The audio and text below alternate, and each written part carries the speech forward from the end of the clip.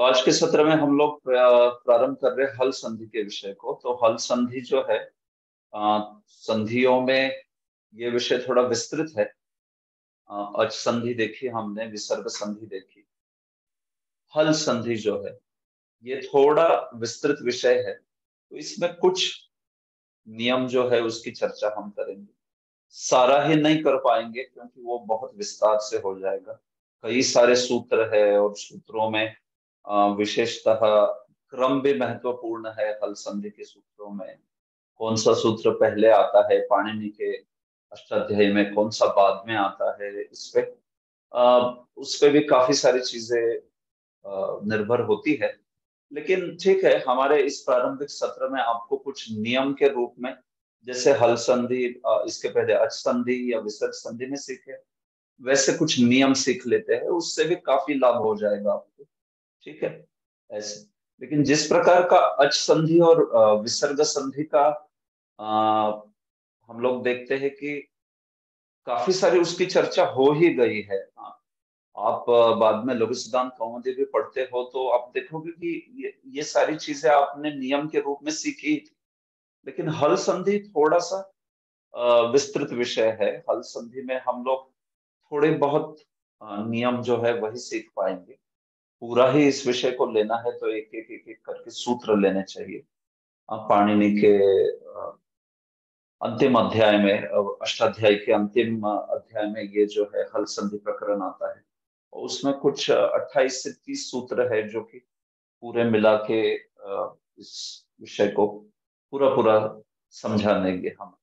तो इतने 28 से 30 नियम तो हम लोग नहीं दे पाएंगे, काफी ज्यादा हो जाएगा आपके लिए। तो इसलिए प्रमुख कुछ 8-10 नियम है, उसको देखेंगे और फिर आगे बढ़ेंगे। ठीक है, ऐसे। तो इसमें भी काफी सुविधा हो जाएगी, इतना भी आप याद रखते हो, अच्छे से समझते हो। इनफैक्ट मैं यही बात कहना चाहूंगा आप सबको कि जितना हम सीखे हैं ना, उस पर अभी आपकी बहुत अच्छी पकड़ है, तो आप कई सारी चीजों को समझ पाओगे। लेकिन होता क्या है कि मैंने देखा है कि जितना सिखाया है उतने पे भी पकड़ नहीं होती है छात्रों की। वो भी भूल जाते हैं, वो याद नहीं रहता। गुण गुण है कि वृद्धि है कि अयादि है। हाँ, ये अगर इतना भी अच्छे से याद रख लेंगे आप, तो आपको कई चीजें समझ जाएंगी श्लोकों में। ऐसा है। तो यही बात है। हम लोग भी जब सीखते थे, मुझे भी जब अ, अध्यापक पढ़ाते थे, पूना के एक पंडित जी थे, उन्होंने सिखाया था। तो एक बात थी कि जितना सिखा दिया उतना परफेक्ट एकदम, ऐसे करते थे हम लोग। आज उन्होंने सिखा दिया तो फिर अगली अगले हर सप्ताह में आने के पहले जितना सिखा दिया वो एकदम परफेक्टली याद कर लिया, उसके अभ्यास कर लिए, पूरा पूरा पक्का एकदम। तो मुझे याद है, वो पंडित जी, गुरु जी हमेशा ही बोलते थे कि आप लोगों की ये बहुत अच्छा है कि जितना भी सीखते हो उस पर पकड़ है पूरी पूरी। हाँ, तो वैसे अगर चलते हैं तो फिर कोई भी विषय देखिए, आगे बढ़ेगा कितना भी तो भी आपको पहले वाला सब क्लियर है।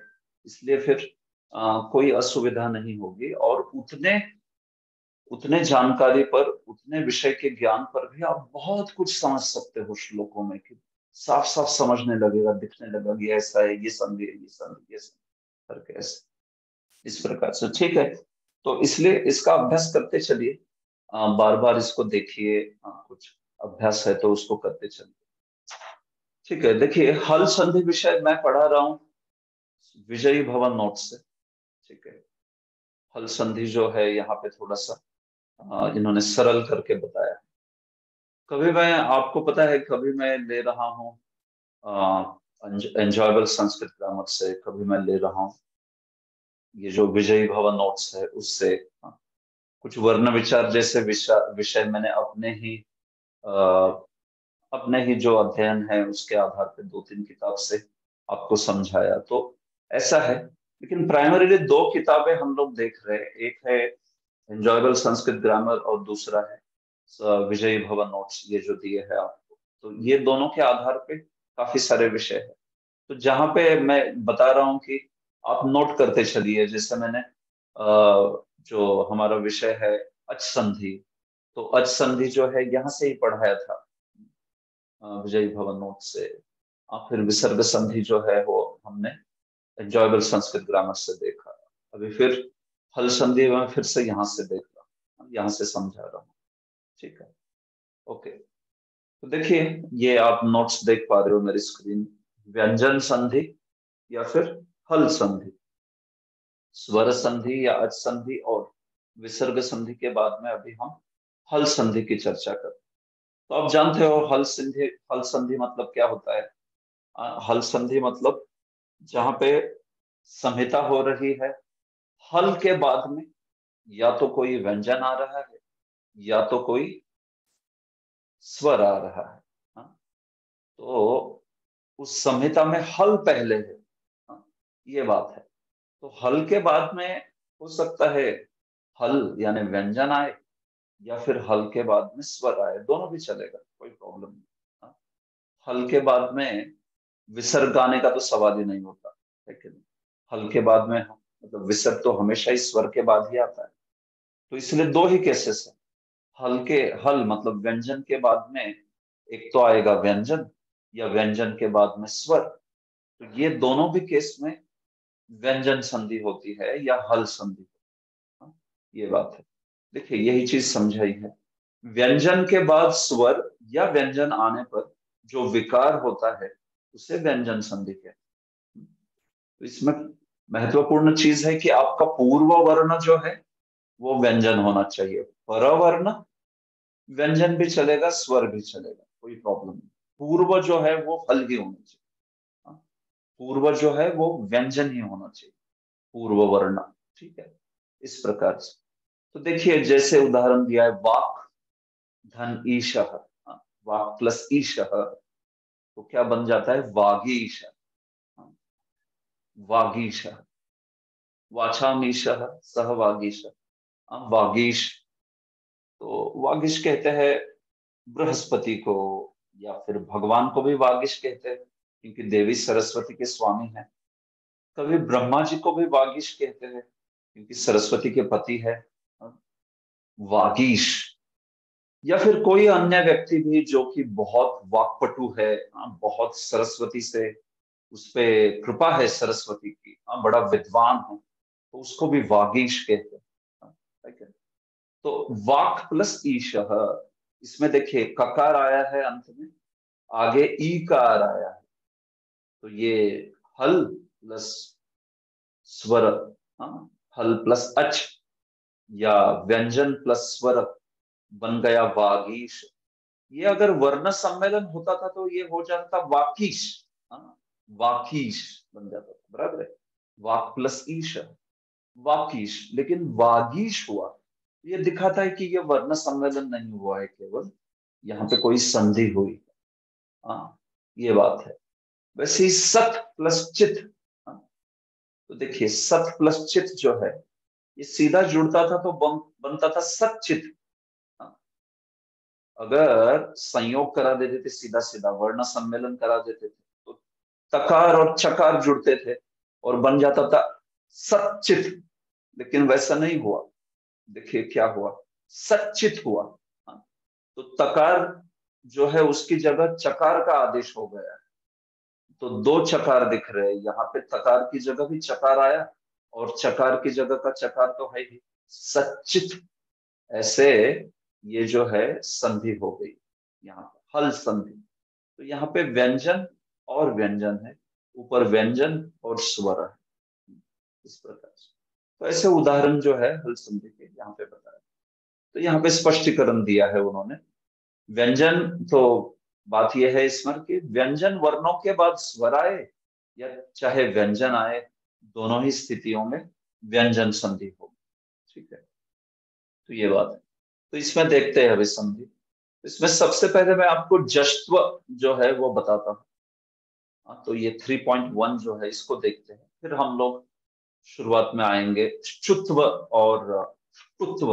हाँ, ऐसे देखिए, इस पर्टिकुलर सेक्शन में पाणिनि के सूत्र जो है वो संस्कृत सूत्र ऐसे है, लगेगा जैसे कोई जापानीज भाषा बोल रहे हैं। हाँ, वो हाँ, देखिए जैसे ये सूत्र क्या है, स्तोह चुनाश्चुः।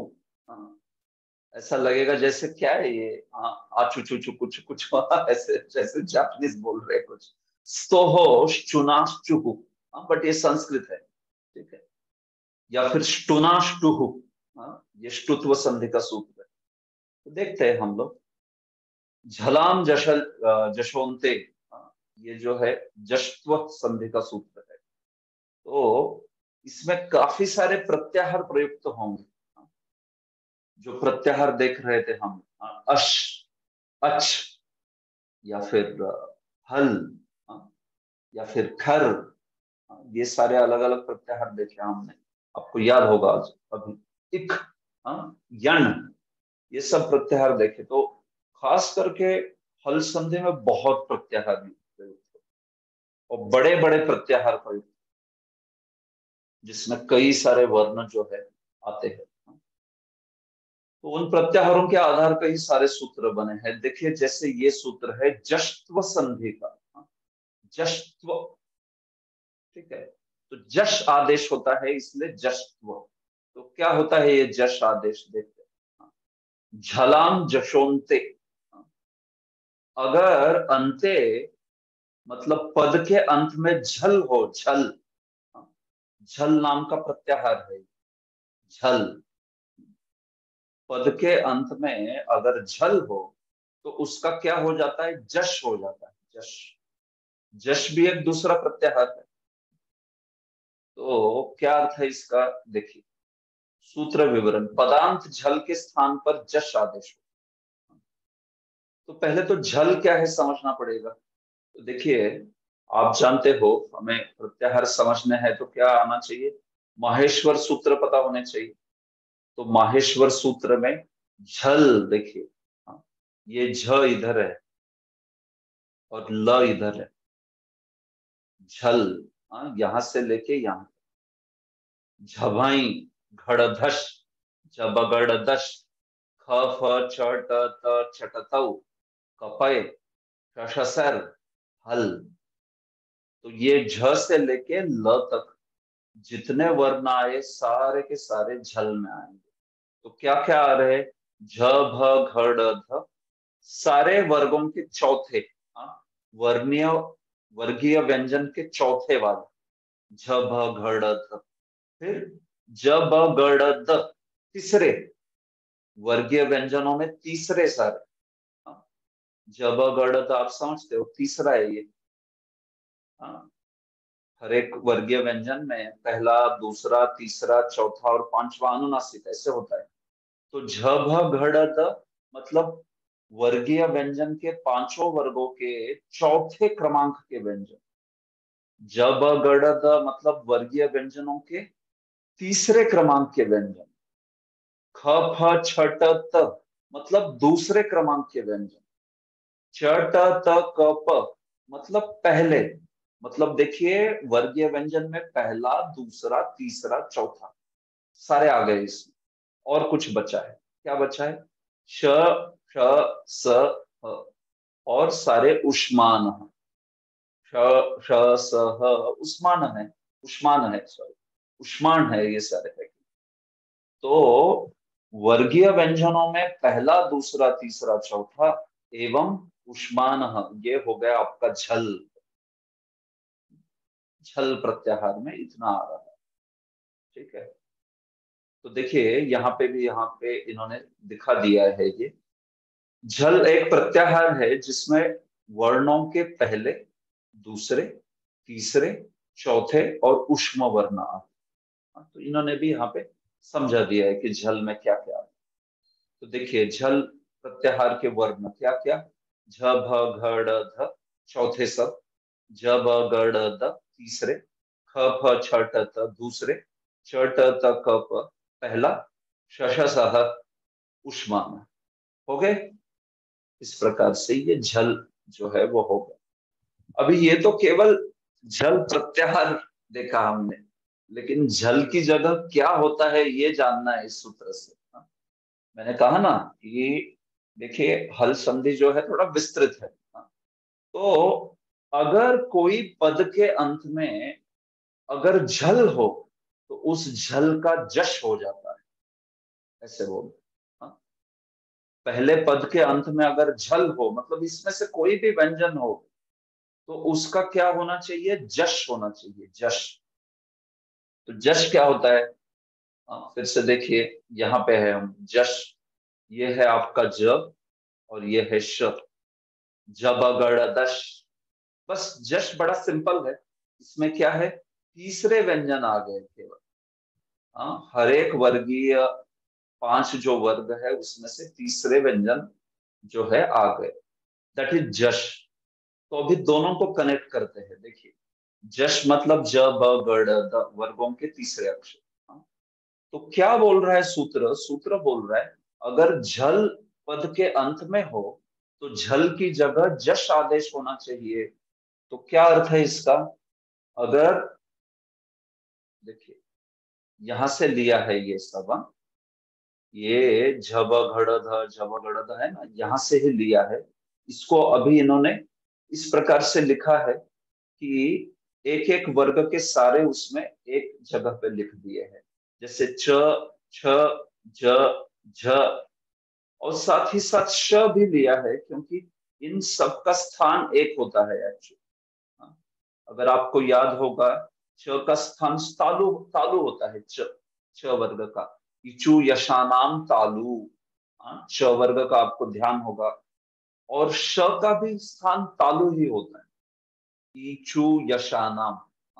इचु यशानाम मतलब क्या, इकार, फिर चू मतलब च छ ज ज झ, और य और श, इन सबका स्थान तालु होता है। इसलिए ये जो झल के टोटल व्यंजन थे ना, उसमें से ये समान स्थान वाले इन्होंने पहले निकाल लिए, और इनकी जगह आदेश होगा उसी जश में से जो ज है उसका, जिसका भी स्थान इनसे मिलता जुलता है।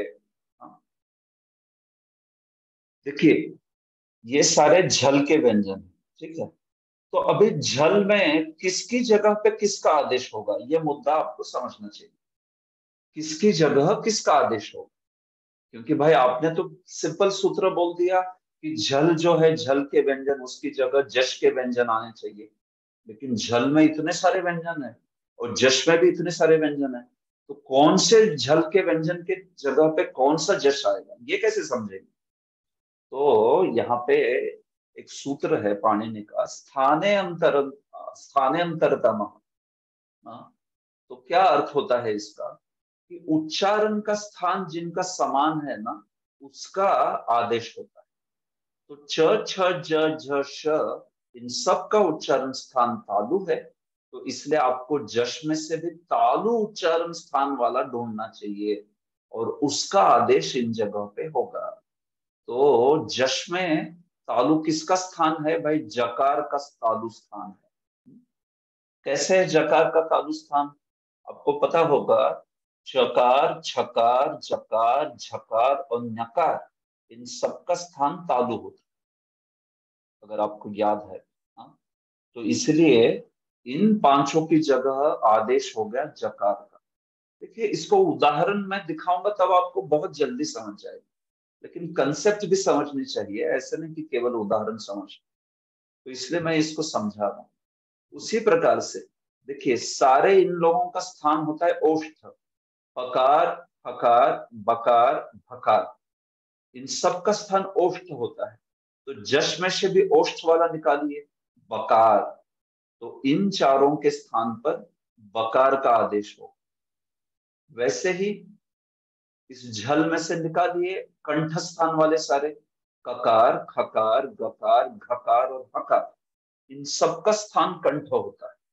अकुह विसर्जनीय नाम कंठ, ऐसा सूत्र है। अकार का हु यानी कख गघ न, और हकार और विसर्ग, इन सब का स्थान होता है कंठ। आपको याद होगा, क वर्ग का स्थान कंठ होता है, पहले कंठ कहते हैं उसको। तो इसलिए जल में जितने भी कंठ है, उस कंठ के जगह पर आएगा गकार, जिसका भी स्थान कंठ, जश में से। ट ठ ड ढ श, ये सारों का स्थान होता है रुटु रसानाम मूर्धा। तो इसलिए मूर्धा की जगह यहाँ पे भी मूर्धा वाला है। दकार का स्थान मूर्धा होता है, तो याद होगा, तकार, ठकार, डकार, ढकार, नकार, सबका स्थान मूर्धव। और अंत में ऋतुलसा नाम दंत, तकार का स्थान होता है दंत। तो ये सारे दंत स्थान वाले जो है, उसकी जगह जश में से दंत वाला कौन है, द, इनका आदेश होगा, ऐसे, ये बात है। तो इस प्रकार से झल जो है वो अगर पिछले पद के अंत में आ रहा है और आगे कोई अच हो या फिर कोई वर्ण ना भी हो या हो भी, तो भी ये जश जो है वो होगा।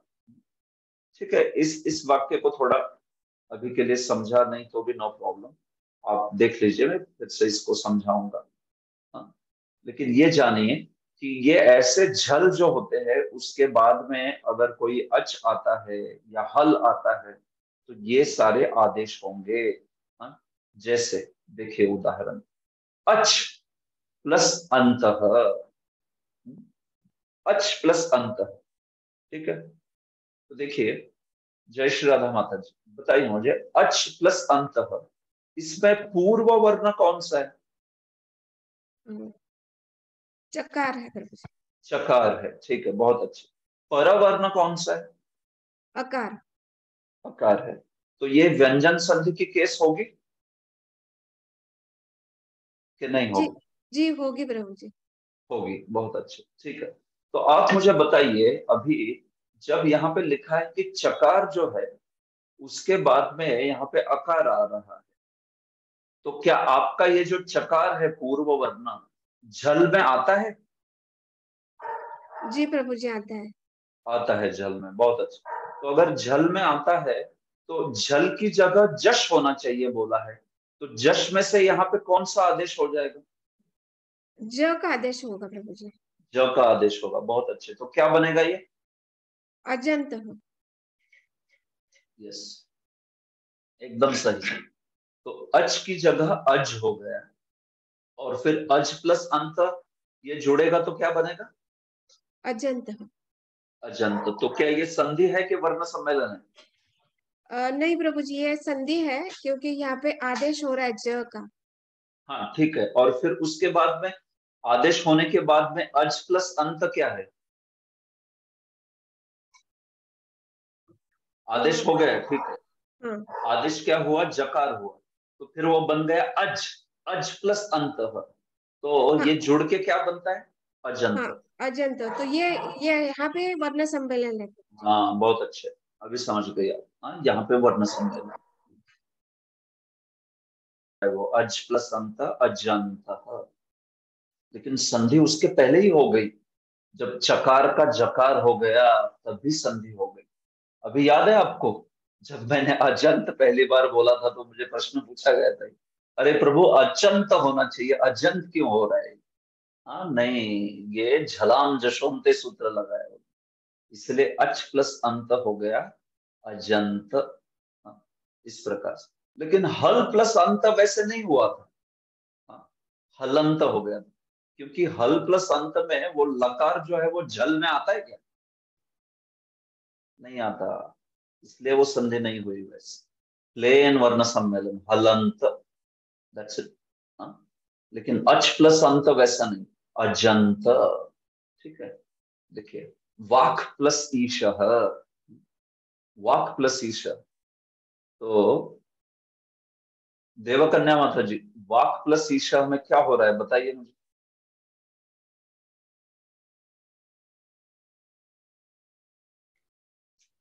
यस, हरे कृष्णा। ठीक है, ओके। जीव, हाँ ओके माता जी बोलिए। हाँ प्रभु जी, यहाँ पे क की जगह ग का आदेश हो रहा है प्रभु जी। अच्छा, ठीक है। क की जगह ग का आदेश हो रहा है, राइट? जी प्रभु जी। हाँ, तो ये झल, झल में ये जो ककार है वो कौन से नंबर पे आ रहा है, दिखाएंगे मुझे आप, इधर बताएंगे कौन से इसमें? झल, झल में यहाँ पे आपको ककार कहाँ पे दिख रहा है? तीसरे नंबर पे प्रभु जी। तीसरे ग नंबर पे। ग। बराबर, तीसरे नंबर पे, तो इसलिए उसकी जगह आदेश कौन सा तीसरे नंबर का होगा? ग का। ग का होगा। ठीक है, तो बन गया वाग प्लस ईशः, क्या बनेगा? ईश, वागीश। वागीश, एग्जैक्टली सही है। तो बन गया वागीश, वाक प्लस ईश, तो बन गया वागीश। तो इस प्रकार से देखिए तीसरा अक्षर जो है इसमें आ जाता है षठ प्लस आनन। हाँ, तो देखिए टकार है, यहाँ पे टकार है, टकार की जगह आना चाहिए षडानन। हाँ, षठ प्लस आनन बन गया षडानन। दिक, दिक प्लस अंबर, जिसने केवल दिशाओं का वस्त्र पहना है, कुछ वस्त्र नहीं पहना है, वो दिगंबर होता है। दिक प्लस अंबर, फिर वो ककार की जगह गकार आ गया, दिग हो गया, और वो जुड़ गया और बन गया दिगंबर। हम लोग कई बार दिगांबर बोलते हैं, आ बोलते हैं आ, राइट? तो वो दिगांबर नहीं है, दिगंबर है।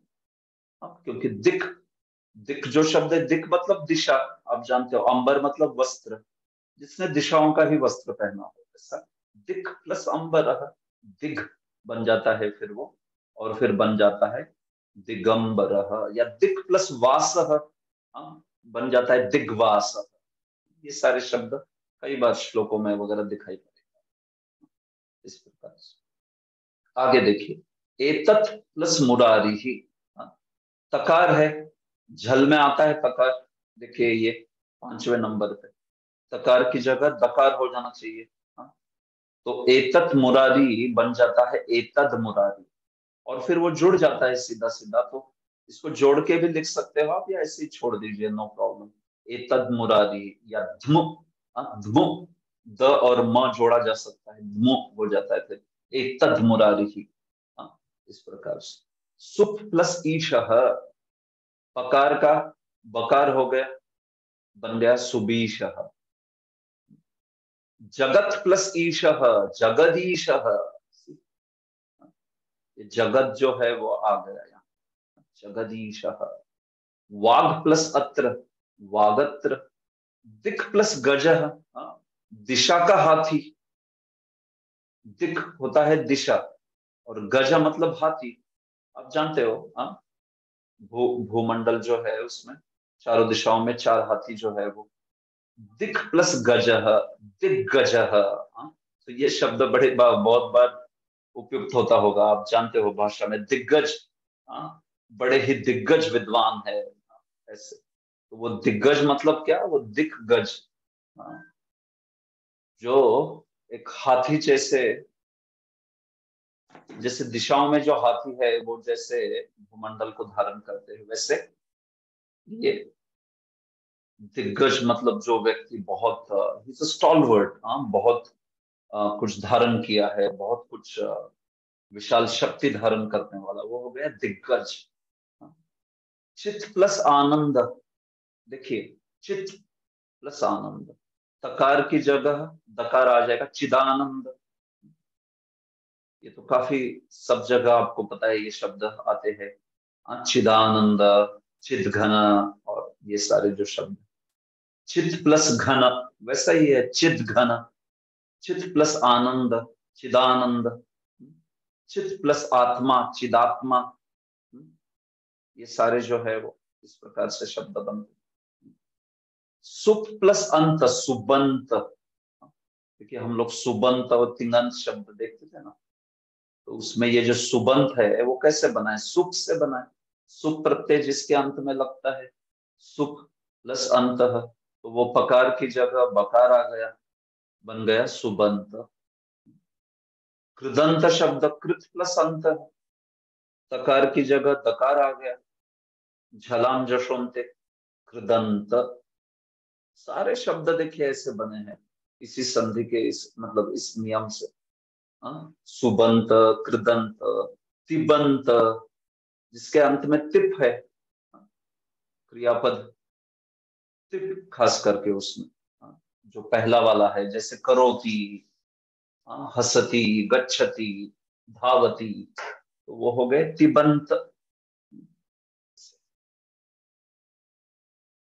अप प्लस जम, अप कहते हैं पानी को, पानी, जल, और जो उसमें जन्म लेता है, अप प्लस जम, तो पकार का बकार हो जाता है, इसलिए बन गया अबजम।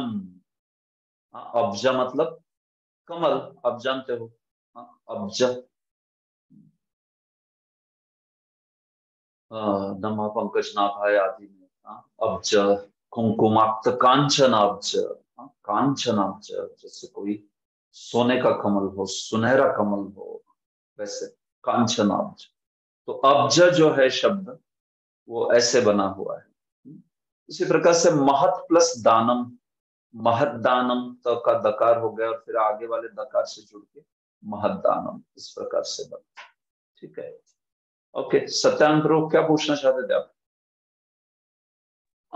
प्रभु जी, ये जब इनका संधि हो रहा है और ये स्वरित के मात्रा में, स्वरित का चिन्ह जो दिख रहा है अभी, जैसे षट प्लस आनंद और षड में जब स्वरित का चिन्ह दिख रहा है, तो what is the understanding of that?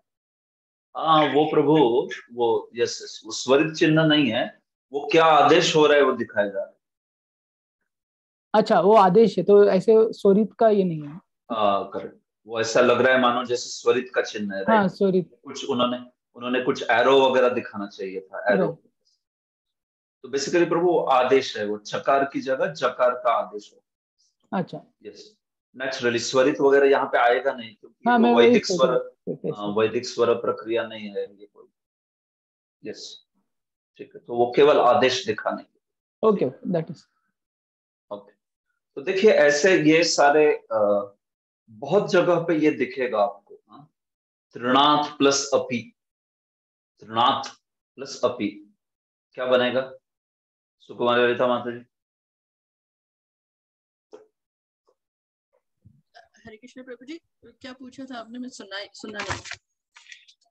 देखिए मैं ये पूछ रहा हूँ,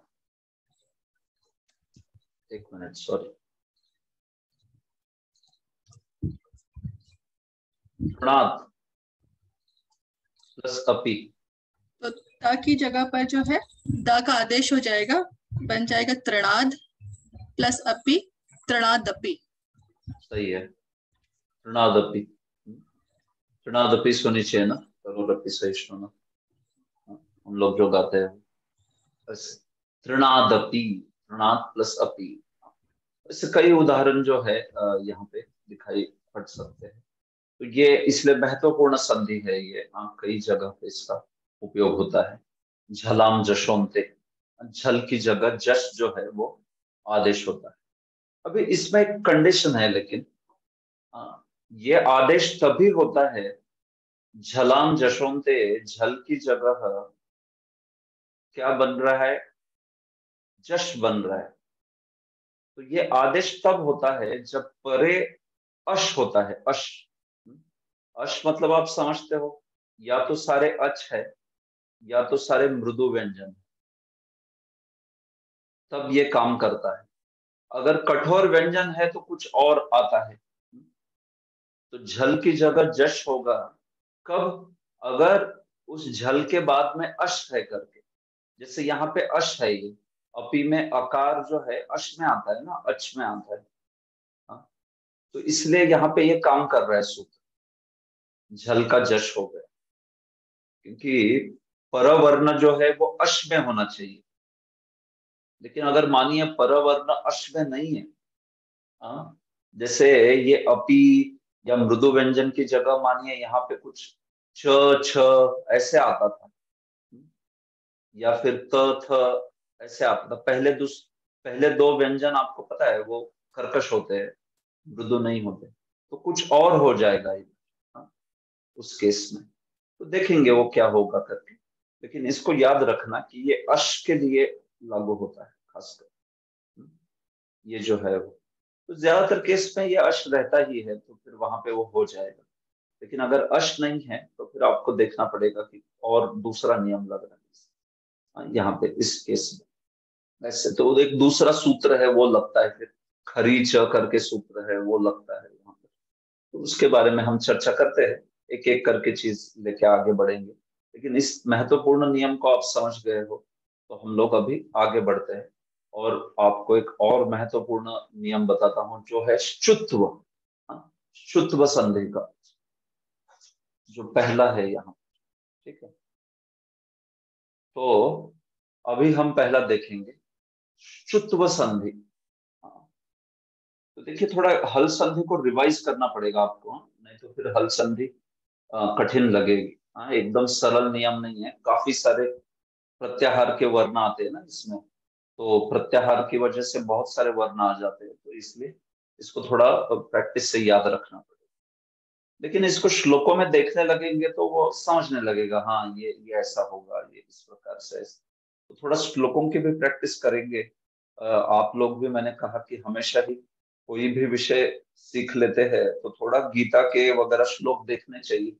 प्रभुपाद जी ने हमें शब्दार्थ भी दिया है, तो उससे हम लोग समझ जाते हैं कि इसका संधि विच्छेद क्या होगा वगैरह वगैरह। तो ये बात है कि इसलिए थोड़ा सा अपनी ओर से आपको भी देखना पड़ेगा श्लोकों को, और कैसे संधि हो रही है, क्या हो रही है। आपको चाहिए तो फिर जो भी जानकार है उनको पूछिए, मुझे पूछिए कि ये ऐसा संधि है, मेरे विचार से ऐसे होना चाहिए, तो ये क्या सही है, इस प्रकार से जो भी है। कहने का तात्पर्य है कि जो इसको अप्लाई करेगा, देखेगा आंखें खुली रख के श्लोकों में, उसको बहुत जल्दी आ जाएगी चीज, क्योंकि उसका एप्लीकेशन वाला दिमाग है, तो वो फटाफट पकड़ लेगा कि कौन सा कहाँ पे दिख रहा है ऐसे। सुचारू मुरारी प्रभु बोलिए।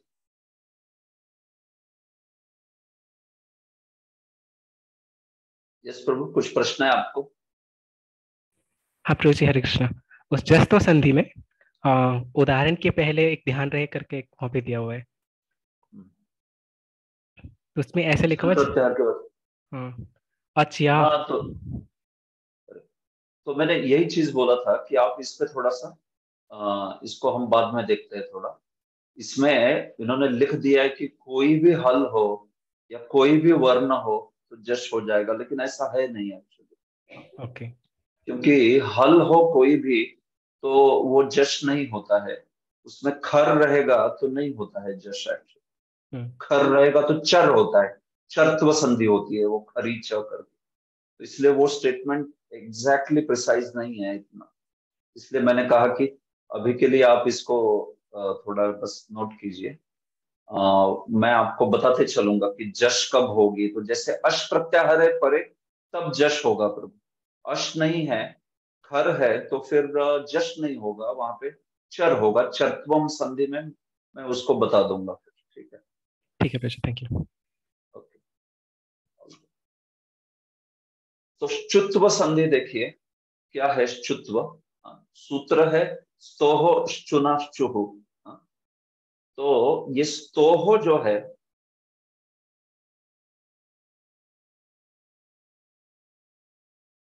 देखिए ये है अभी चुत्व, दूसरा वाला। तो इसमें सूत्र है स्तोह चुना चुहु। तो ये स्तोह क्या है? ये है सकार और तू, यानी त वर्ग। ये स्तोह जो है ना, इसमें सकार और त वर्ग आता है। तो मतलब क्या क्या आएगा? सकार और त वर्ग आप जानते हो, तू या त वर्ग, वो हो गया तकार, थकार, दकार, धकार, नकार। ये हो गया स्तोह।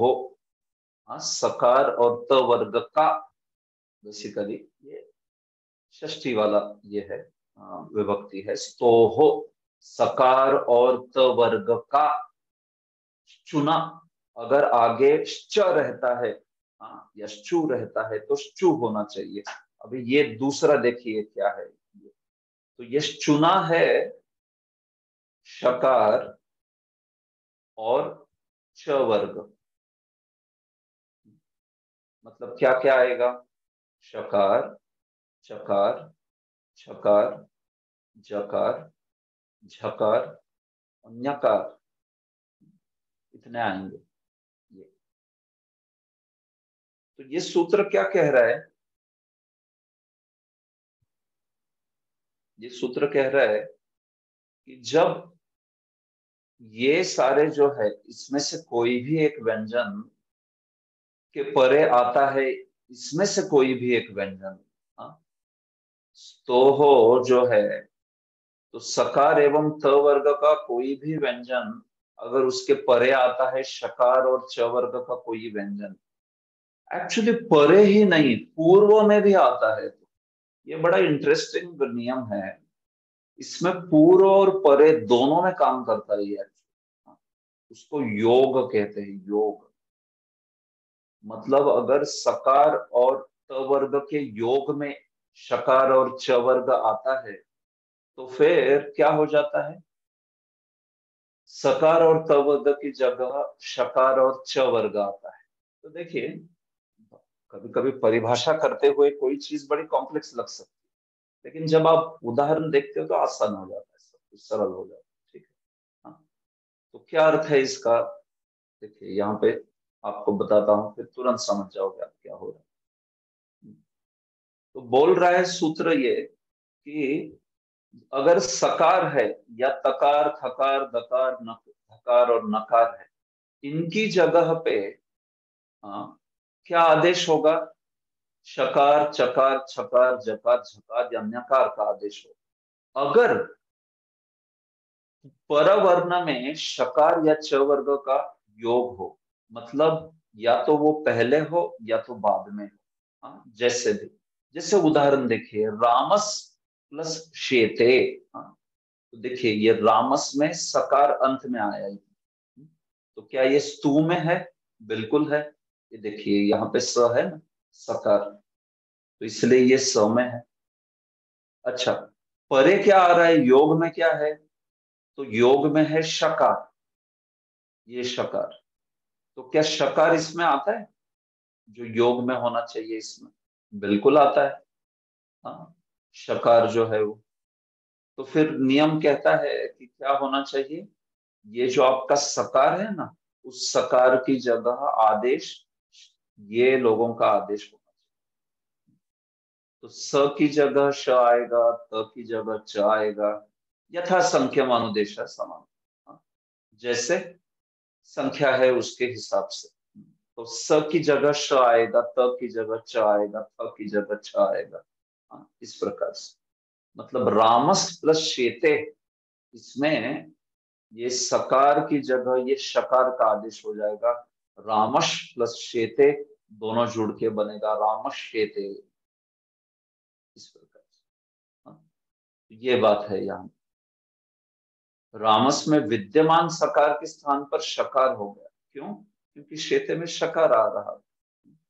तो स्तोष चुनाश चूह क्या बोल रहा है कि ये अगर सकार या त वर्ग के व्यंजन है और उनका योग है श और च वर्ग के व्यंजन के साथ, तो फिर वो स और त वर्ग के व्यंजन को रिप्लेस करके डाल दीजिए उधर श और च वर्ग के व्यंजन, ऐसे ऐसा आदेश होगा कर, ये बात बोली जा रही है। तो और उदाहरण देखते हैं, आसान हो जाएगा आपको। सत प्लस चित, देखिए ये उदाहरण, सत प्लस चित, ठीक है, ये उदाहरण है। तो मथुरा चंद्र प्रभु, सत और प्लस चित, इस उदाहरण में पूर्व वर्ण क्या है, ये तकार है प्रभु जी। ठीक है, परवर्ण क्या है, ये चकार है, नहीं, हाँ चकार है ये, चकार, ठीक है। तो देखिए पूर्व वर्ण तकार है, तो पूर्व वर्ण स्तो में आता है क्या, स्तो, हाँ स्तु में देखिए इतना सब कुछ है ये, तो हमारा जो पूर्व वर्ण है वो आता है इसमें कहीं, जी आ रहा है, करेक्ट, कौन सा है वो, ये तकार आ रहा है ना प्रभु, तकार आ रहा है, ठीक है, बहुत अच्छा। और जो परवर्ण है वो चुना, मतलब ये चू में आ रहा है कहीं परवर्ण जो है, जी प्रभु, चकार, करेक्ट, चित जो है वो चकार, ये वो भी दूसरी जगह पे दिख रहा है, सही बात है। तो आपका तकार जो है वो स्तु में आता है और परवर्ण जो चकार है चू में आता है। तो फिर आदेश कहता है ये जो स्तु वाला वर्ण है, मतलब पूर्व वर्ण, उसकी जगह चू वाला डाल दीजिए। मतलब स है तो श कर दीजिए, त है तो च कर दीजिए, थ है तो छ कर दीजिए। तो हमारी केस में तकार है, तकार की जगह क्या आदेश हो जाएगा? ताकि जगह पे चा आ जाएगा प्रभु जी, चकार। क्या आ जाएगा? बहुत अच्छे। तो ये क्या बनेगा? सच प्लस सच चित। सचित। सचित, देखिए सचित ऐसे बनेगा। और यही सचेत आगे आप जानते हो, जब हम आनंद के साथ जोड़ते हैं तो फिर वो झलाम जशोंते लगेगा। इसके पहले वाला सूत्र झलाम जशोंते, याद है झलाम जशोंते में क्या होता है?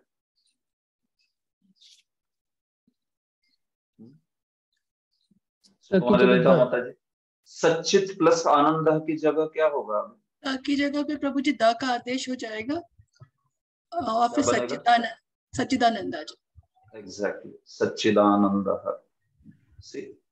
आपका सच्चिदानंद ऐसे बना है। तो ठीक है, अभी हम लोग तो कहेंगे प्रभु हमको पहले से मालूम है सच्चित आनंद है वो। हाँ, बट ऐसे कई शब्द है जो आपको मालूम भी नहीं होंगे, उसकी वक्त ये काम में आएगा। ठीक है, अभी के लिए तो हम प्रभुपाद जी की किताब में पढ़े हैं, प्रभुपाद जी की कृपा से जानते हैं कि भाई सच्चिदानंद मतलब सत है, चित है और आनंद है। लेकिन यहाँ पे तो आपको वो शब्द कैसे बन रहा है ये भी समझ रहा है एकदम क्लियर। हाँ, पहले सूत्र लग रहा है स्तोष चुनाश्चु, फिर उसके बाद में लग रहा है झलाम जशोंते, और इससे बन गया सच्चिदानंद। इसलिए उसको सच्चिदानंद ही बोलना चाहिए। कभी कभी कुछ भक्तों को लगता है कि अरे वो सच्चिदानंद है, लेकिन वो एक्चुअली में हमको पता है वो सत है, सत। तो इसलिए बोलते हुए बोलेंगे सच्चिदानंद। तो सत नहीं बोलना चाहिए, सच्चिदानंद बोलना चाहिए। संधि शब्द को संधि तोड़ के कभी नहीं बोला जाता है कि नहीं? तो वो जैसा है वैसे ही बोलना चाहिए, सच्चिदानंद इंस्टेड ऑफ सत। सच्चिदानंद या सच्चिदानंद ऐसे नहीं बोलना चाहिए, सच्चिदानंद जैसे है वैसे बोलिए उसको, सच्चिदानंद। तो ये बात है। तो इस प्रकार से ये शब्द ऐसे बने हैं, सत प्लस चित, सच्चित बन गया। ठीक है, और एक उदाहरण जैसे तद प्लस ज्ञानम, तद प्लस ज्ञानम।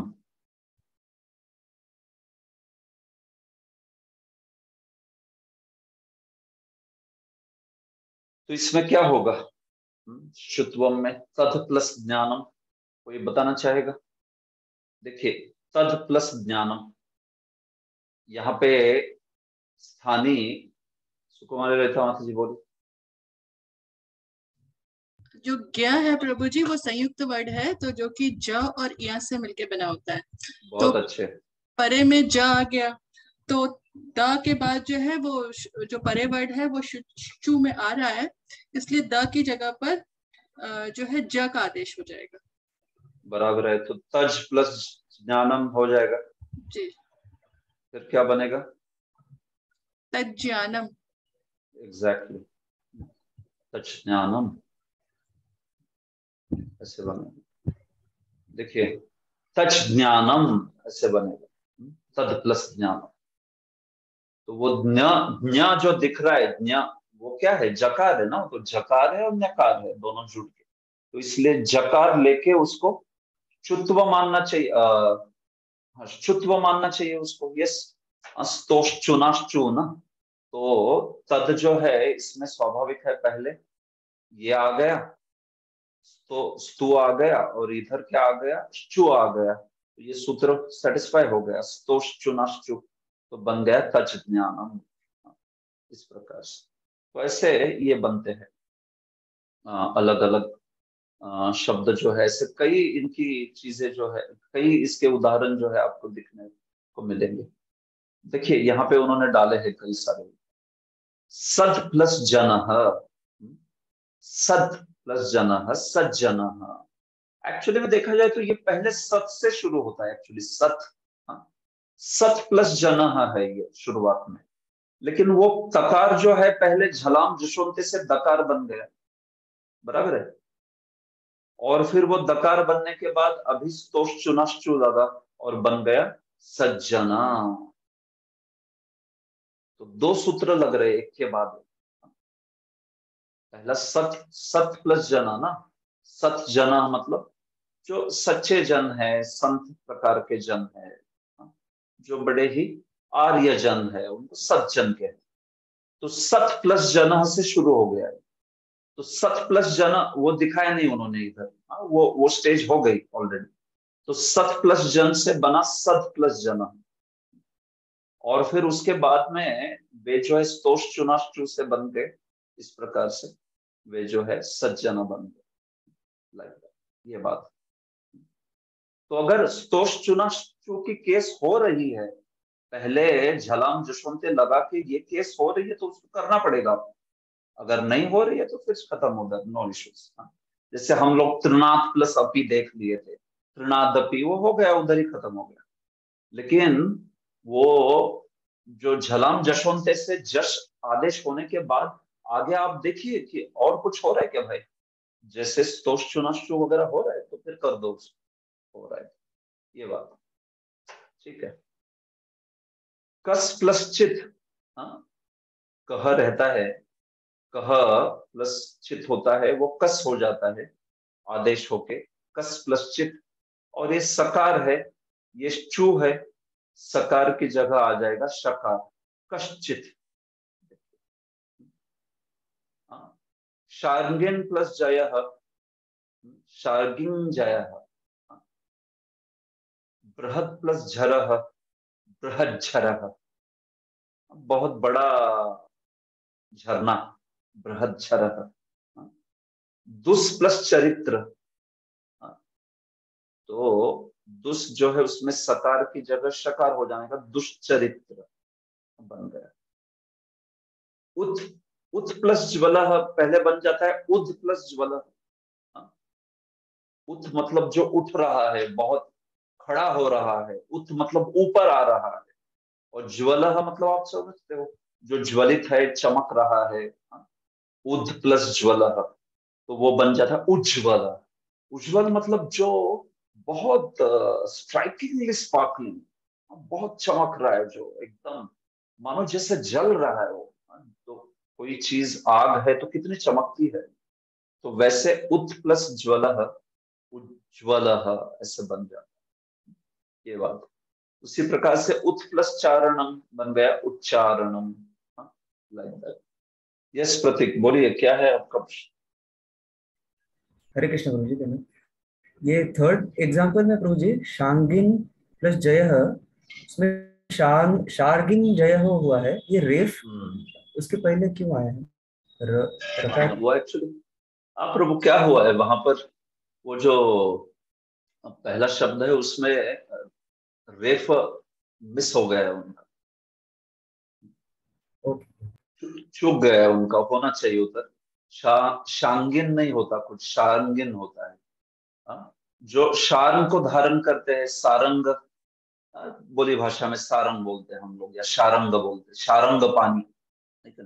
तो जो शारंग अपने हाथ में धनुष्य धारण करते हैं वो भगवान विष्णु। तो शार्ंगिन का अर्थ है जो भगवान विष्णु है वो। तो वो होना चाहिए था शार्ंगिन, बट उन्होंने लिख दिया है शांगिन, तो वो रेफ चुक गया उसमें उनका, रेफ होना चाहिए था उसमें। ठीक है, ओके। तो देखिए इस प्रकार से अभी इसकी एक विशेष केस यहाँ पे दी है, याच प्लस ना। तो इसको देखते हैं, थोड़ा इंटरेस्टिंग है ये, देखिए क्या हो रहा है। याच प्लस ना,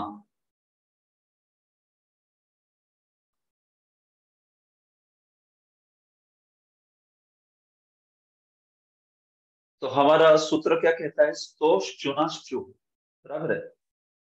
तो अगर सकार है आपका और तकार है, उसके परे या पीछे अगर शकार है और चकार, चकार मतलब छ के व्यंजन सारे ही छ वर्ग के, तो फिर सकार और त वर्ग की जगह शकार और च वर्ग का आना चाहिए।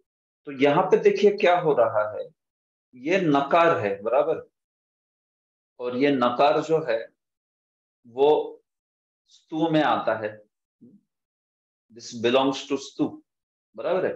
सकार त थ द ध न आ गया ना, ये नकार इसमें। और चकार जो है वो किसको, वो श्चू को, चकार श्चू में आता है, श च छ ज झ ञ, तो ये चकार जो है इसमें आ गया।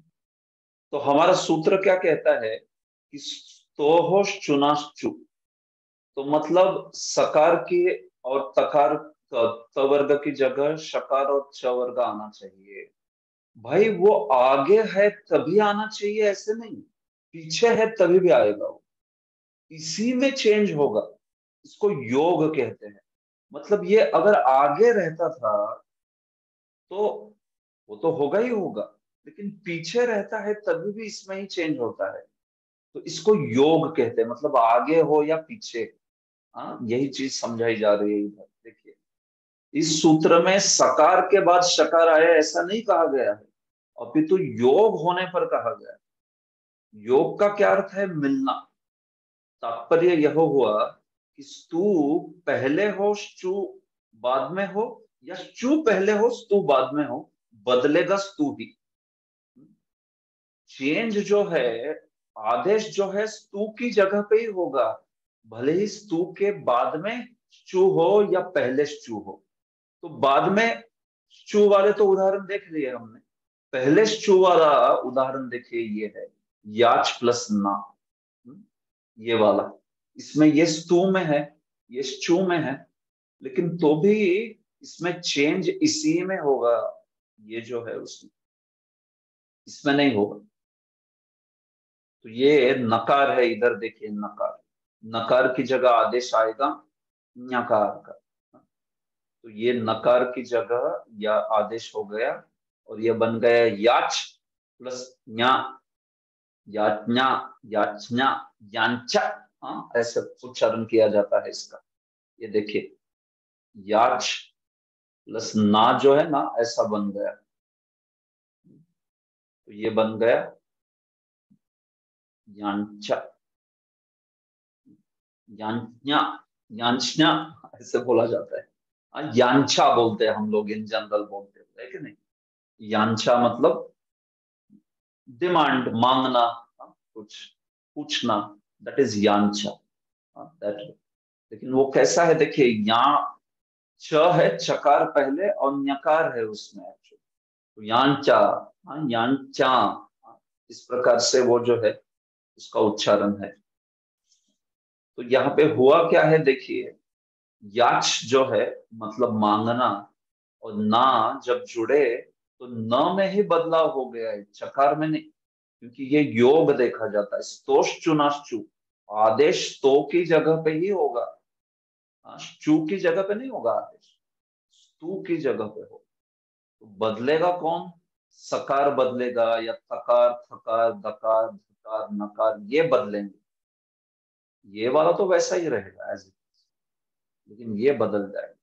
तो यहाँ पे न था, तो न का स्वाभाविक जो आदेश होना चाहिए, यथा संख्या मानुदेश जैसे है वो, न की जगह ञ जो है वो आ गया, वो पिछले चकार से जुड़ा और ये बन गया यांचा, इस प्रकार से। तो ऐसे बनते हैं ये शब्द जो है, और ये बड़ी महत्वपूर्ण संधि है, ये कई जगह पे प्रयुक्त होती है, स्तोश्चुनाश्चु, ये जो है। तो देखिए सत प्लस जन सज्जन, कस प्लस चित कश्चित, शांग्यन प्लस जय शांगिन जय, ये न जो है उसकी जगह न्या आ गया, इतना ही चेंज है और कुछ नहीं, बाकी सब सेम। बृहज्झर, दकार की जगह क्या आ जाएगा, जकार आ जाएगा, बृहज्झर। दुस्सकार की जगह शकार आएगा, दुश्चरित्र। उद, दकार की जगह जकार, उज्ज्वल। उत, तकार की जगह च आएगा, उच्चारणम, उच्चारणम, उच्चारण। ये चुत्व संधि है, ठीक है। इसके कई उदाहरण है, गीता आदि में दिखाई पड़ेंगे आपको। तस्माद प्लस जायते, तस्मात प्लस जायते, तो सबसे पहले तो क्या हो जाएगा भाई, झलम जशोंते, अंत में झल आ रहा है ये, और फिर उसके बाद में ये अश है, तो ये बन जाएगा तस्माद प्लस जायते, और यहां से स्तोष चुनाश्चु लगेगा, बराबर है। तो स्तोष चुनाश्चु लग के क्या बनेगा, जीवदया प्रभु क्या बनेगा स्तोष चुनाश्चु लग के? तो ये जो दकार आ रहा है अंत में, तो दकार का हो जाएगा जकार। जकार, बराबर है। तो क्या होगा अंत में? इसका हो जाएगा तस्मात् जायते।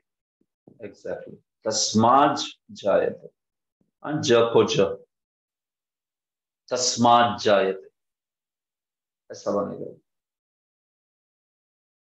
तो ये सब हल संधि के नियम है। देखिए, भले ही आपको थोड़ा इंट्यूशन से भी ये चीजें समझती होगी, अगर आप श्लोकों को देखते हो तो ये समझ सकते हैं हम लोग। तस्मात् जायते मतलब तस्मात् जायते होगा, तस्मात् मतलब इसलिए, इसी कारण, जायते मतलब जन्म लेता है, इसीलिए जन्म लेता है, तस्मात् जायते इसलिए जन्म लेता है या इसलिए प्रकट होता है, ऐसा अर्थ होगा उसका। तो ये बात है। लेकिन कई जगह पे जहाँ पे काफी बड़ी बड़ी संधियां हो जाती है, फिर वो नियम काम में आएंगे आपको, आप उसको विच्छेद कर पाएंगे धीरे धीरे, तोड़ तोड़ के, क्योंकि आप समझ गए कि ये कैसे बनना चाहिए। देखिए, मनस प्लस चलती, यतो यतो निश्चलती मनश्चंचलम स्थिरम, मनश्चलती या मनश्चंचलम, मनस प्लस चलती। ओके, तो सनातन गोविंद प्रभु मनस प्लस चलती क्या होगा? प्रभु सकार है तो उसका च आएगा। क्या आएगा? च। सकार तो प्लस द वर्ग, तो स च मनश श आएगा, श मनश्चलती। मनश्चलती। देखिए, कृष्ण अब कहते हैं इसमें मनस प्लस चंचलम, यतो यतो निश्चलती मनश्चंचलम स्थिरम, मनश्चंचलम जुड़ के बन जाएगा मनश्चंचलम, इस प्रकार से। तो ये भी वैसे ही बन जाएगा। तो ये ऐसे उदाहरण है, ये शुत्वम आदि में। ठीक है, ऑल राइट। और एक सिंपल ऐसा ही है श्रुत्व, फिर उसको लेके मैं रुकता हूं। आज 3 नियम देखे हमने, झलाम जशोंते, स्तोहोश्चुनाश्चुः और फिर श्टुनाश्टुः। ये तीसरा नियम देखते हैं। ये भी बड़ा आसान है, वैसा का वैसा है, कुछ आपको उसमें अलग चीज नहीं दिखाई पड़ेगी। एक्चुअली में अगर आप लोग संधि को, मतलब संधि या सारा ही ग्रामर सूत्रों से सीखोगे तो उसके जैसा तो कोई बढ़िया चीज नहीं। सही में देखा जाए, आप लोगों का जितने आपका धैर्य है उस पे, म्यूट कीजिए, आप लोगों का जितना धैर्य है उस पे हम लोग उसको आगे बढ़ाएंगे, लेके जाएंगे। लेकिन मुद्दा क्या है, अगर एक्चुअली में सूत्र से सीख लिया तो फिर तो बहुत आसान रहता है। अभी आपको स्तोह समझ गए एक बार सूत्र? देखो भाई, स्तोह मतलब सकार है, तू वर्ग है, चुना मतलब शकार है, चू वर्ग, बस फिट हो गया वो, अभी आपको भूलेगा नहीं वो, ऐसा है। लेकिन फिर क्या है, वो सूत्र जो है वो जब बढ़ने लगते हैं एक के बाद एक के बाद एक, हो सकता है तब किसी को पीड़ा हो। लेकिन एक्चुअली सूत्र का ही एक्चुअल स्टडी, हम लोग उसको नियम के हिसाब से सीख रहे हैं। अभी आपने जो भी संधि सीखी उसमें भी सब सूत्र लगे हैं। इको यणचि लगा है, आदगुण लगा है, वृद्धि रेचि लगा है वृद्धि संधि के लिए, एचो यवा यावह अयादि संधि के लिए लगा है, एंग पदांता तति लगा है पूर्व रूप संधि के लिए, या फिर जो भी आगे भी सारे सारे पूर्व रूप पर रूप के सूत्र है वो सब। तो ये तो एक्चुअली बढ़िया है, सूत्र से सीखे। लेकिन जो भी है, इस कोर्स के बाद में अगर किसी की इच्छा है तो हम लोग इस प्रकार से भी डिटेल में सीख सकते हैं। तो उससे क्या है, काफी अच्छी पकड़ भी आएगी सारे ही सब्जेक्ट। ठीक है, स्टुनाष्टुहु देखिए सिंपल है, वही सेम है। इस सूत्र में वो स्तोह जो है ना, उसी की अनुवृत्ति होती है। मतलब वो स्तोह इसमें एज इट इज है, वैसा ही जैसे पिछले सूत्र में था। बस चुनाष्टुहु की जगह टुनाष्टुहु। तो मतलब क्या, जो शकार और च वर्ग था उसकी जगह शकार और ट वर्ग डालिए बस। स्तु सकार ट वर्ग के स्थान पर ष्टु शकार ट वर्ग होता है ष्टु के योग में। देखिए सेम है, इसमें कोई फर्क नहीं। अगर आपका सकार और त वर्ग है और उसके परे या उसके पीछे योग सेम, अगर उसके परे या पीछे शकार आया हो और त वर्ग आया हो, त वर्ग का कोई भी व्यंजन, तो आपका जो वो स्तु है उसकी जगह, सॉरी, उसकी जगह आदेश कर दीजिए श और त, टुहु। वो आदेश होना चाहिए। पहले सूत्र में आदेश हुआ था चुहु, इसमें आदेश हो रहा है टुहु। ऐसे इतना ही फर्क है दोनों, बस कुछ नहीं, सेम। इसलिए उन्होंने वो स्तोह जो है वो इधर लिखा भी नहीं, क्योंकि ये जो है सीधा सीधा इसकी अनुवृत्ति हो रही है इस सूत्र पिछले। तो पाणिनि का ऐसा रहता है कि वो अगर अनुवृत्ति होती है तो वो तो लिखेंगे भी नहीं उतने शब्दों में, क्योंकि सूत्र की परिभाषा ही होती है अल्पाक्षर। अल्पाक्षरम असंदिग्धम सारवत विश्वतो मुखम अस्तोभम अनवद्यम च सूत्रम सूत्रविदो वधुः। सूत्रविद जो है सूत्र को बताते हैं कि भाई सूत्र अल्पाक्षर होता है, असंदिग्ध होता है, सारवत होता है, विश्वतो मुखम स्तोभम अनवद्यम च। स्तोभ होता है, अनवद्य होता है, दोष नहीं होता उसमें कुछ, एम्बिगुअस नहीं होता, पक्का क्लियर अर्थ बताता है जो। तो इसलिए इधर स्तोभ फिर उन्होंने ऐड भी नहीं किया, वो पिछले सूत्र से आगे। जो भी हो, हमारे को इतना जानना है कि जब सकार और त वर्ग के बाद में शकार या ट वर्ग आता है तो फिर अपने अपने स्थान के अनुसार उनका वहां पर आदेश हो जाता है। जैसे तत् प्लस टीका, तत् प्लस टीका,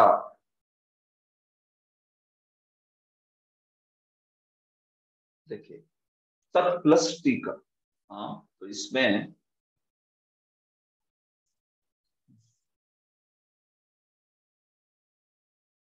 मुकुंद प्रभु, मुकुंद रसने प्रभु, अब बताएंगे मुझे।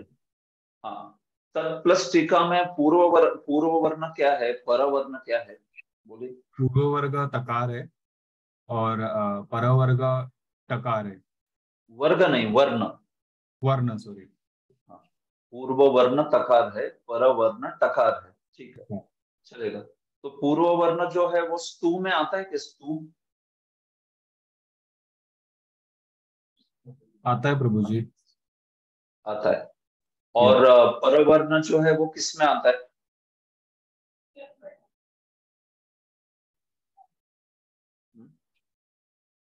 यहाँ पे जो सूत्र हम देख रहे हैं उसके अनुसार परवर्ण किस में आता है,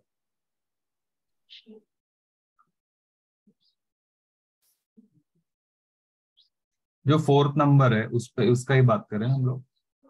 हाँ, यस।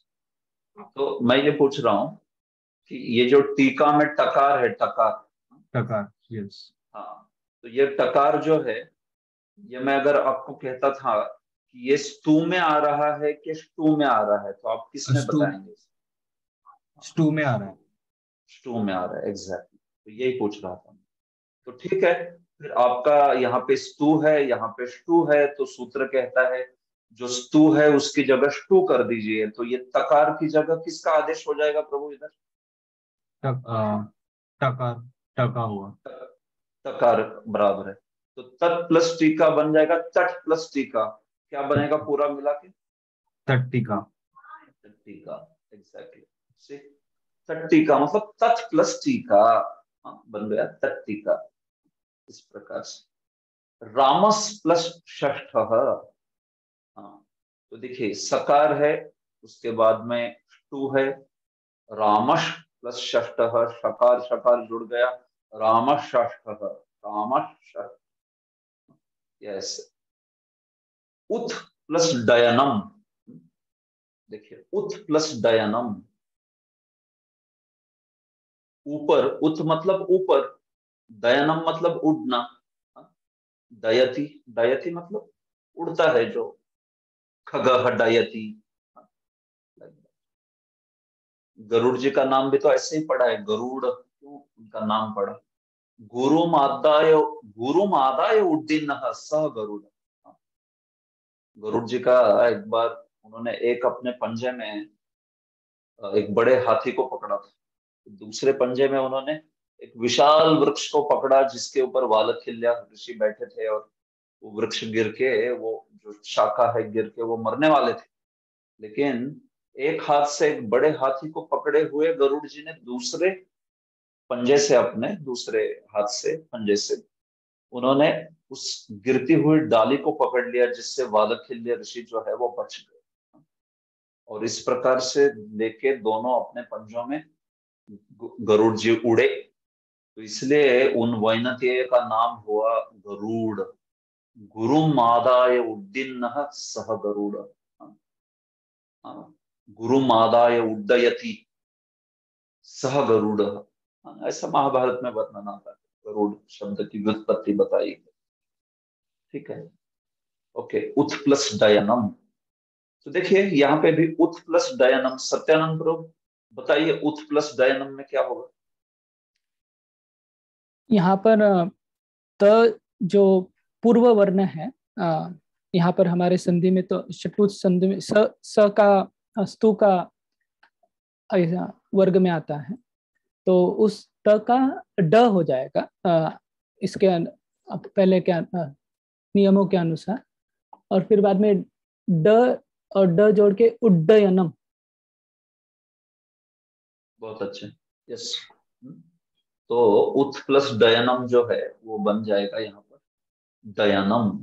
उथ जो है पहले बन जाता है उद, झलाम जशोंते से, तो इसके पहले वाला जो नियम है।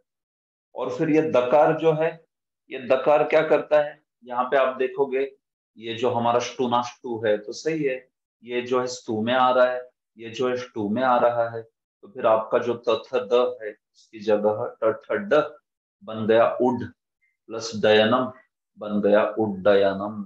सही है, ठीक है। तो इस प्रकार से कृष, कृष प्लस नह, देखिए कृष प्लस नह, ये तो बन जाता है, शकार है ये, आगे न है, तो हमने जैसे कहा था कि योग मतलब हमेशा स्तु में ही बदलाव होगा, इसमें बदलाव नहीं होगा। अभी देखिए ये पीछे है इसके, अब तक हम उदाहरण देख रहे थे उसमें स्तु के आगे स्टू था, अभी ये स्टू जो है पीछे आ रहा है, कृष प्लस नह। तो कृष धातु जो है वो कृष धातु है, नह धातु है, तो इसका भी महाभारत में वर्णन आता है कि कैसे कृष धातु है वो सत्ता धारक है, नह धातु जो है आनंद का प्रतीक है, तो कृष्ण और न बन के बन जाता है Krishna, the complete blissful existence Krishna, ऐसे करके जो उत्पत्ति है, व्युत्पत्ति है वो महाभारत में दी गई है कृष्ण शब्द की। या फिर कर्षति, इस कृष धातु से खींचना, कर्षति के रूप में भी, सर्वान कर्षति आकर्षयति सह कृष्ण, इस प्रकार से भी व्युत्पत्ति के रूप में वैसे भी आ सकता है। कृष धातु न धातु ये दोनों से भी एक अलग मीनिंग आती है। तो जो भी है कृष प्लस नह बन जाता है कृष्ण, तो ये नकार जो है इसमें चेंज हो गया क्योंकि स्तु है ना, टू में चेंज करना है। तो इस प्रकार से ये टू की वजह से आगे वाले नह जो है बदलाव होके बन गया कृष्ण, टू में ये बदल गया। सिमिलरली दुष प्लस तह दुष्ट, चक्रिन ढौक से, हे चक्रिन ढौक से, तो ये भी यहाँ पे नकार जो है और आगे धौक से है, तो वो नकार जो है णकार की तरह नकार में परिवर्तित हो गया।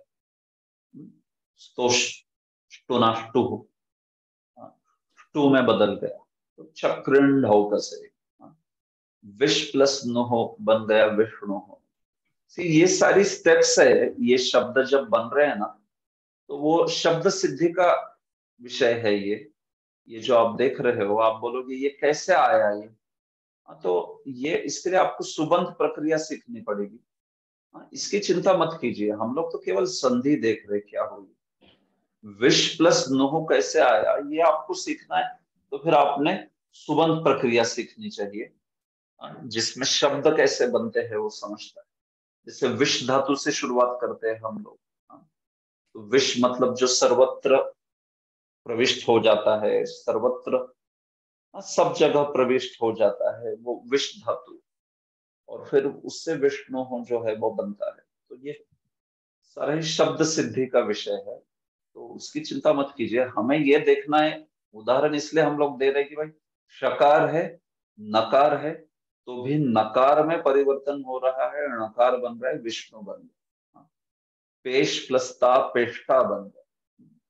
तो इस प्रकार से ये जो है स्तोश्चुनाश्चुः और स्तोहोश्चुनाष्टुः, ये जो है ये नियम इस प्रकार से होते हैं। ठीक है, तो 3 सूत्र देखे हमने, झलाम जशोंते, स्तोश्चुनाश्चुः और स्तोहोश्चुनाष्टुः। इस प्रकार से अभी आगे भी बड़े अच्छे अच्छे नियम है, देखते हैं इसको भी। चत्व संधि है, स्पेशली जब झल के सामने खर रहेगा तो क्या होगा वो बताएगा। ये झल के सामने अश रहता था तो हमने देख लिया क्या होता है, लेकिन झल के सामने अगर खर होता है तो क्या होगा, ये चत्व बताएगा। ठीक है, और फिर उसके बाद में कुछ अनुस्वार संधि, कुछ तोरली आदि सूत्र है, ये भी बड़े महत्वपूर्ण सूत्र है, इसको देखते हैं कल के सत्र में। हरे कृष्ण। किसी को कुछ पूछना है इस पर? आज के सत्र में विराम देते हैं। तो देखिए, आप लोग जाके ये जो विजय भवन नोट्स है वो देखिए, या इन्हीं सूत्रों को जो एंजॉयबल संस्कृत ग्रामर से पढ़ रहे हैं उसमें अच्छे उदाहरण है, उसको देखिए, वहां पे देखिए उदाहरण के लिए, वहां पे ज्यादा उदाहरण मिलेंगे, वहां पे गीता आदि से उदाहरण मिलेंगे, तो दोनों जगह से देख लीजिए। आप बोलोगे प्रभु जी हम लोग एक जगह भी नहीं देख रहे, आप दो जगह बोल रहे, देखिए। तो देखिए, जो भी सीखा है आपने, अगर आप दोनों बुक से पढ़ोगे तो फिर तो बहुत अच्छा हो जाएगा, बहुत अच्छा अभ्यास हो जाएगा। ठीक है, लेकिन जो भी है कंसेप्ट अगर समझ रही है तो नो प्रॉब्लम। गीता में भी उदाहरण दिखते हुए वगैरह हम लोग देखेंगे हल संधि के विषय के बाद, तो फिर से मैं गीता में भी दिखाऊंगा। जैसे हमने अच संधि और विसर्ग संधि के कुछ उदाहरण देखे थे गीता में, वैसे इसके भी बारे में देखेंगे। बस मैं लकार के विषय के लिए रुका हूं, उसके बाद में 1-2 सेशन में तो पूरा श्लोक ही लेने वाला हूँ। लकार जब होगा ना, श्लोक ही लूंगा, और श्लोक को कैसे एनालिसिस करते ये दिखा दूंगा। लकार के लिए रुका हूँ। लकार मतलब क्रियापद। एक बार क्रियापद आप समझ गए तो हो गया, क्रियापद हो गया, सुबंत हो गया, संधि हो गई, तो फिर तो अभी आप श्लोकों को एटलीस्ट व्याकरण की दृष्टि से समझ जाओ। शब्द संपदा को तो समय लगता है, शब्द पता होने के लिए थोड़ा समय लगेगा, वो आपके वाचन पठन आदि पे आधारित है, लेकिन आपको ग्रामर तो समझने लगेगा कि ये क्या है, ये क्या है, ये कैसा दिख रहा है, इस प्रकार से। तो ठीक है, तो अगर आप में से कोई चाहते हो कि श्लोक आदि हम लोग और प्रैक्टिस ले तो थोड़ा रुकिए, वो थोड़ा लकार का विषय हो जाने दीजिए, फिर हम लोग श्लोक ही श्लोक देखेंगे। प्रमुख प्रमुख सारी प्रार्थनाएं देख लेंगे हम लोग, जो गाते हैं रोज या श्लोक जो गाते हैं, तो उसको आपको साफ साफ उसका संस्कृत समझेगा। कैसे बोले हैं। ठीक, ओके, हरे कृष्णा। कुछ प्रश्न है किसी का आज के साथ?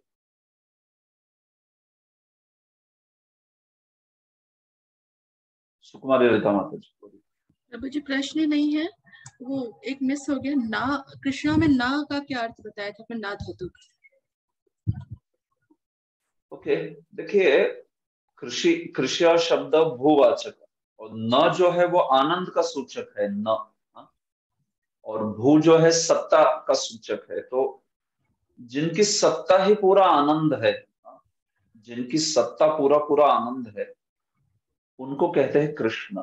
मतलब जो आनंद के भंडार है, जिनका पूरा एग्जिस्टेंस सत्ता जो है आनंद से परिपूर्ण। तो न शब्द वहां पे निर्वृति या आनंद का सूचक है, कृष्ण जो है वहां पे सत्ता का सूचक है। ऐसे दो। एक श्लोक है बड़ा प्रसिद्ध महाभारत का, मैं आपको इस ग्रुप पर पोस्ट करता हूँ। कृष्ण शब्द की व्युत्पत्ति बताता है वो श्लोक।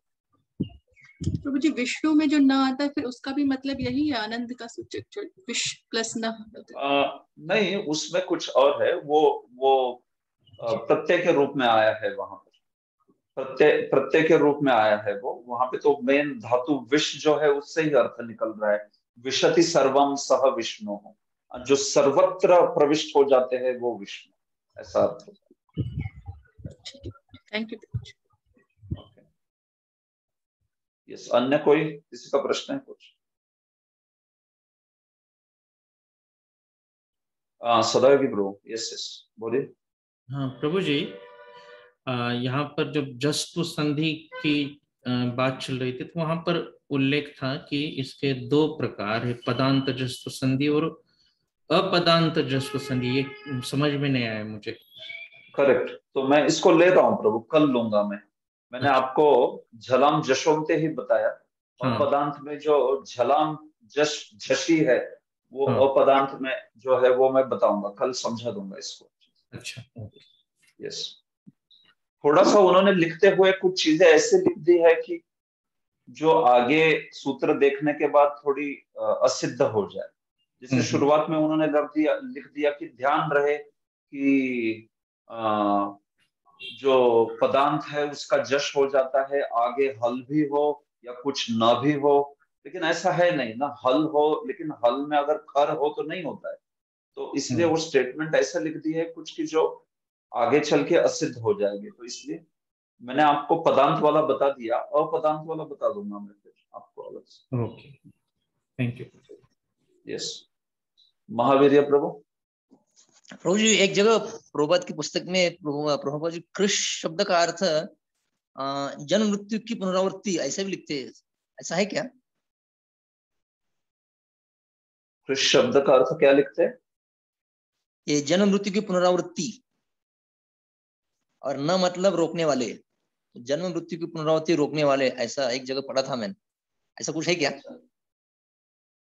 इंटरेस्टिंग, मुझे बताइए प्रभु। है तो मैंने तो मतलब ऑफ कोर्स मैं भी क्या सब कुछ याद तो नहीं रख पाता, लेकिन मेरे पढ़ने में ऐसा नहीं आया है। सबसे प्रसिद्ध कृष्ण शब्द की दो व्युत्पत्तियां हैं, एक महाभारत के आधार पर कृषि शब्द भूवाचक, और वो जो है वो एक मैंने बोला, और दूसरा जो है वो कृष्ण धातु को लेके कृष्ण जो है खींचने के रूप में कृषति कर्षति सर्वम सर्वान आकर्षयति सह कृष्ण।